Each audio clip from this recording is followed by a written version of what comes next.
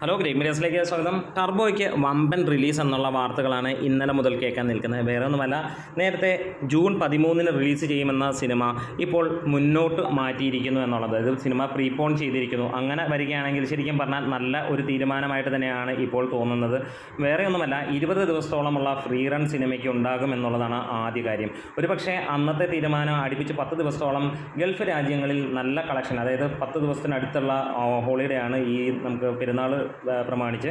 അപ്പോൾ അതും എല്ലാം കൂടെ കൂട്ടുമ്പോൾ ഒരു കാര്യം നമുക്ക് മനസ്സിലാകുന്നു, ഇവിടുത്തെ അവധിക്കാലത്ത് തന്നെ സിനിമ ഇറക്കുകയാണെങ്കിൽ ഒരു വമ്പൻ വിജയമാകും.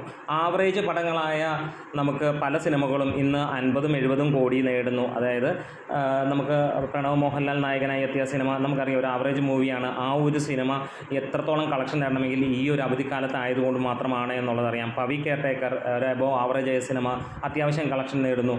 അതേപോലെ ജയ് ഗണേഷ് തുടങ്ങിയ സിനിമകളെല്ലാം തന്നെ മികച്ച രീതിയിലുള്ള കളക്ഷൻ നേടുന്നു. പ്രത്യേകിച്ച് അവധിക്കാലമാകുമ്പോൾ മിക്ക ദിനങ്ങളിലും സിനിമയ്ക്ക് ഈവനിങ് നൈറ്റ് ഷോസിന് ടിക്കറ്റ് കിട്ടാനില്ല, ഒരു സിനിമയ്ക്കും ഇല്ല എന്നുള്ളത് തന്നെയാണ്. അപ്പോൾ ടർബോ നേരത്തെ വരുമ്പോൾ, അതായത് ഇപ്പോൾ ലഭ്യമായ വിവരങ്ങൾ നമുക്ക് ഈ മാസം, അതായത് മെയ്യിൽ 23-ാം തീയതി അതോടായിരിക്കും സിനിമയുടെ റിലീസ് വരുന്നതെന്നാണ് ലഭ്യമായിട്ടുള്ളത്. ഒരു പക്ഷേ നാളെയോ മറ്റന്നാളോ അതിൻ്റെ റിലീസ് തീയതി പ്രഖ്യാപിക്കുമെന്നുള്ളതാണ്. വരുന്ന ആഴ്ച ആദ്യ വാരത്തിൽ തന്നെ ഇതിൻ്റെ ടീസർ ഉണ്ടാകുമെന്നുള്ള നേരത്തെ കിട്ടിയ റിപ്പോർട്ടുകളാണ്. അത് ഉറപ്പിക്കാമെന്ന് തന്നെ വിചാരിക്കുന്നു. എന്തായാലും വർക്കുകളെല്ലാം തന്നെ പൂർണ്ണമായിട്ടുണ്ട്. അതുകൊണ്ട് തന്നെ സിനിമ എപ്പോൾ വേണമെങ്കിലും റിലീസ് ചെയ്യാമെന്നുള്ളതാണ് ഇപ്പോഴുള്ള കാര്യം. എന്തായാലും ഒരു 20 ദിവസം ഫ്രീ റൺ ആണെങ്കിൽ ടർബോയ്ക്ക് കിടിലൻ റിലീസ് എന്ന് തന്നെ പറയാം. അപ്പോൾ നമ്മുടെ വീഡിയോസ് ഇഷ്ടമായെങ്കിൽ ഒന്ന് സപ്പോർട്ട് ചെയ്ത് തരാം ഗ്രേറ്റ് മീഡിയാസ്.